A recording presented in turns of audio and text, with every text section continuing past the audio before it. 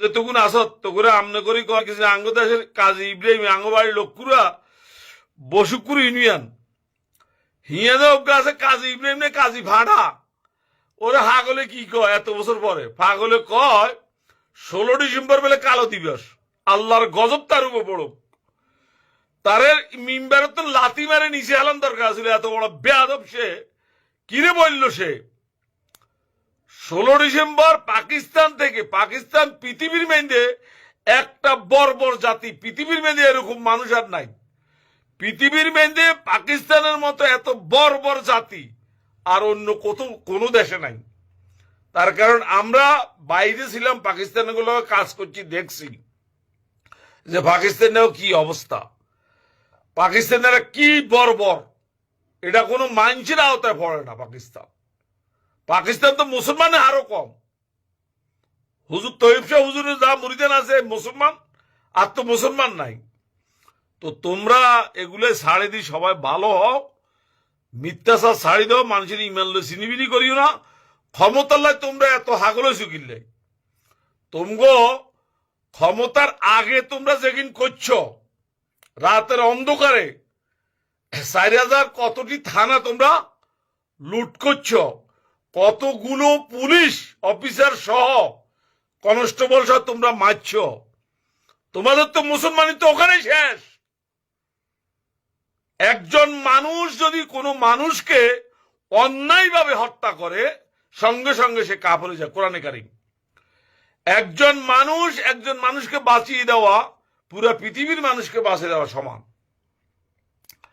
আর তোমরা পড়ায় 4000-এর মতো পুলিশ অফিসার পুলিশ মারি ফেলছ তাদের ফ্যামিলি তাদের কান্না আজকে আল্লাহর আরশ কাঁপতেছে তোমাদের উপরে গজব পড়বে অতি শীঘ্রই সেদিন বেশি দূরে নয় তোমরা যে জেরে করছো এই মার্ডার গুলো যে তোমরা করছো তোমরা আমাদেরকে মারছো আওয়ামী লীগকে মারছো তোমরা গোপনে আর ক্ষমতা দিয়ে তোমরা মারছো ক্ষমতা তার কারণ তোমরা সিআইএর দালাল তোমাদের পরিচয় আমরা অনেক আগ থেকে জানি অনেক আগেই তোমাদের পরিচয় পাইছি তোমরা সিআই মানি আইএস মানি জমাত এটার বলে তোমরা আজকে বলিয়াম হইয়া তোমরা এখন ক্ষমতা চালাচ্ছ আর বিএমপির কিছু ফাঁড়ারা আছে এই ফাঁড়ারা আম করে মাঠে মারছে আমাদের কর্মী নেতা কর্মীদেরকে মারছে এখন পর্যন্ত তারা স্থির হয় নাই আমাদের নেতা কর্মীর উপরে আঘাত করতেছে তো আমাদের গায়ে হারায় যিনি কুল কায়নাতের মালিক সে রাব্বুল আলামিনের শরীরে সহ্য হবে না সেটা হবে আল্লাহর মাইরে আওয়াজ নাই আমার মাইরে হয়তো আওয়াজ বেশি হয় আমার মালিকের মাইরে আওয়াজ হবে না এটা তফসাই মারবে তোমরা নরপশু এমন কাজ তোমরা বাংলাদেশে চালাইছো এমন কাজ তোমরা বাংলাদেশে করছো আমি আরো একবার একটু লাইভে বলছিলাম যে পুরো ভারতবর্ষে